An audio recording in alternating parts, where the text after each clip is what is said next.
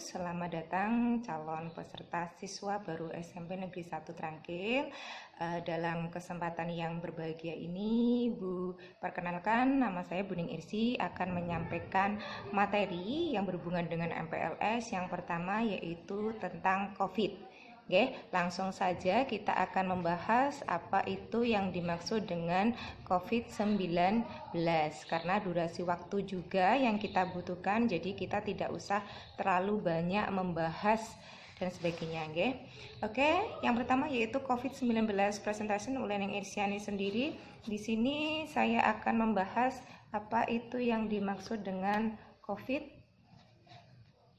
Oke. Di sini saya ambil COVID, yaitu berkenalan dengan COVID. COVID kenapa anak-anak? Mari kita berkenalan dulu dengan COVID. Berkenalan dengan COVID, jauhkan tanganmu dari wajah, agar aku tidak bisa masuk ke mulut, mata, dan juga hidungmu. Oke, the next. Apakah itu virus corona? Seperti yang kita ketahui bersama, virus corona adalah keluarga besar virus yang menyebabkan penyakit pada manusia dan hewan. Pada manusia biasanya menyebabkan penyakit infeksi saluran pernafasan, ya, mulai flu biasa hingga penyakit yang serius, middle, dan lain sebagainya. Yang kedua, kita lanjutkan, apa sajakah gejala COVID-19?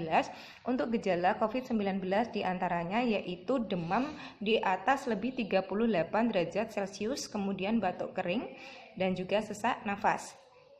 Jika ada orang yang dalam 14 hari sebelum muncul gejala tersebut pernah melakukan perjalanan ke negara terjangkit. Kemudian selanjutnya, jika mengalami gejala, apakah yang harus dilakukan? Yang harus dilakukan yang pertama adalah menghindari bepergian keluar rumah saat Anda merasa kurang sehat. Kemudian terutama jika Anda merasa demam, batuk, sulit bernafas, segera hubungi petugas kesehatan dan mintalah bantuan mereka. Sampaikan pada petugas jika dalam 14 hari sebelumnya Anda pernah melakukan perjalanan terutama ke negara. Perkembangan penyakit COVID-19 dari sumber resmi. Lanjut.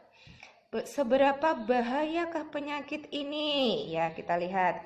Seperti penyakit pernafasan lainnya, COVID dapat menyebabkan gejala ringan termasuk pilek, sakit tenggorokan, batuk, dan demam. Sekitar 80% dapat pulih tanpa perawatan khusus.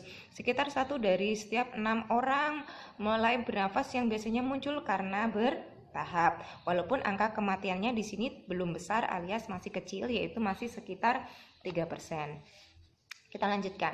Bagaimanakah penularannya? Penularannya yang pertama yaitu dengan menjaga kesehatan dan kebugaran agar stamina tubuh tetap prima dan sistem imunitas kekebalan tubuh meningkat. Atau bisa saja COVID-19 ini menular melalui droplet, anak-anak. Jadi droplet itu adalah apabila kita sedang bersin atau batuk, pilek, keluar lendir ataupun ludah dari mulut kita, maka itu bisa menyebabkan penularan.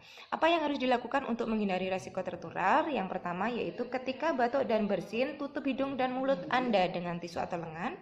Yang kedua, hindari kontak dengan orang lain atau bepergian ke tempat umum. Yang ketiga, hindari menyentuh mata, hidung dan mulut. Yang keempat, gunakan masker penutup mulut dan hidung.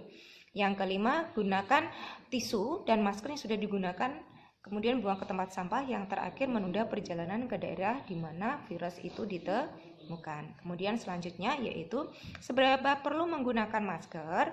Pemakaian masker ini sebetulnya hanya bagi orang yang memiliki gejala infeksi ringan, batuk atau bersin, mencurigai infeksi COVID-19 dengan gejala ringan, mereka yang merawat orang yang bergejala seperti demam, batuk, para petugas kesehatan. Cara paling efektif adalah melindungi diri dan orang lain dari penularan COVID-19 adalah mencuci tangan dan lain sebagainya. Kemudian kita lanjutkan, apakah sudah ada obatnya?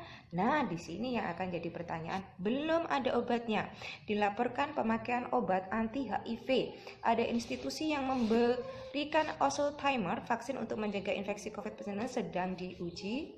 Coba kita lanjutkan. Kenapa harus ke dokter? Sebetulnya tidak harus ke dokter, tapi antibiotik hanya bisa bekerja untuk melawan bukan virus, bakteri bukan virus. Oleh karena COVID-19 disebabkan oleh virus, maka antibiotik tidak bisa digunakan sebagai sarana pencegahan atau pengobatan. pengobatan. Kita lanjutkan lagi. Apakah penyebab virus corona? Penyebab virus corona yang utama adalah salah satu jenis virus dari keluarga besar coronavirus yang umumnya ditemukan pada hewan. Sampai saat ini sumber hewan penularan COVID-19 belum diketahui. Para ahli terus menyelidiki sebagai kemungkinan jenis hewan penularnya. Kemudian diagnosis penyakit corona. Seseorang dapat terinfeksi dari penderita COVID-19. Penyakit ini dapat menyebar melalui tetesan kecil atau droplet dari hidung atau mulut pada saat batuk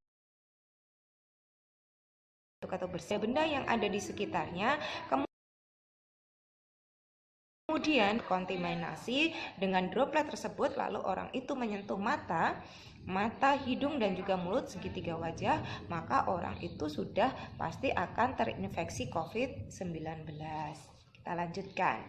Oke, pertanyaannya, pengobatan virus corona. Pengobatan virus corona dapat dilakukan dengan 3 cara. Yang pertama yaitu segera lakukan isolasi mandiri bila Anda mengalami gejala infeksi virus corona.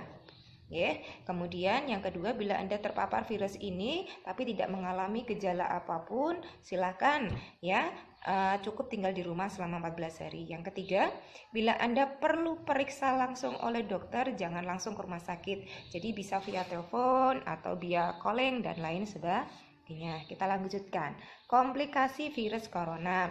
Yang pertama, infeksi virus corona atau COVID-19 disebabkan coronavirus, yaitu coronavirus yang menginfeksi sistem pernafasan. Yang kedua, ada dugaan bahwa virus corona awalnya ditularkan dari hewan, namun kemudian diketahui bahwa virus corona ini menular pada manusia. Yang ketiga, seseorang dapat tertular COVID melalui berbagai cara. Yang pertama, tidak sengaja menghirup percikan ludah atau droplet yang keluar. Yang kelima, terakhir, memegang mulut atau hidung tanpa mencuci tangan terlebih dahulu setelah menyentuh benda yang terkena pencipratan. Yang terakhir, kontak jarak dekat dengan penderita COVID-19. Bagaimanakah pencegahan? Yang pertama, beberapa cara yang bisa dilakukan untuk mencegah tertularnya, yaitu menjaga kesehatan dan kebugaran agar stamina tubuh tetap imunnya, kekebalan tubuh meningkat. Cuci tangan dengan air dan sabun. Ketika batuk dan bersin, tutup hidung dan mulut Anda dengan atas bagian dalam, dengan lengan atas bagian dalam. Contohnya seperti ini. Kemudian hindari kontak dengan orang lain atau bepergian, hindari menyentuh mata, hidung dan juga mulut. Nah, demikian, terima kasih untuk perhatiannya. Dan tugas buat anak-anakku sekalian, silakan apa yang sudah saya sampaikan ini diresum atau diringkas ke dalam sebuah folio, bisa, buku tulis catatan juga bisa, nanti dikumpulkan apabila anak-anak waktu pengambilan buku paket ke sekolah. Mungkin jadwalnya nanti bisa diperhatikan atau dilihat sesuai dengan jadwal yang diberikan oleh pembina OSIS. Nanti menunggu info selanjutnya sesuai dengan yang ada di grup sekolah kalian masing-masing. Saya kira cukup sekian. Wassalamualaikum warahmatullahi wabarakatuh.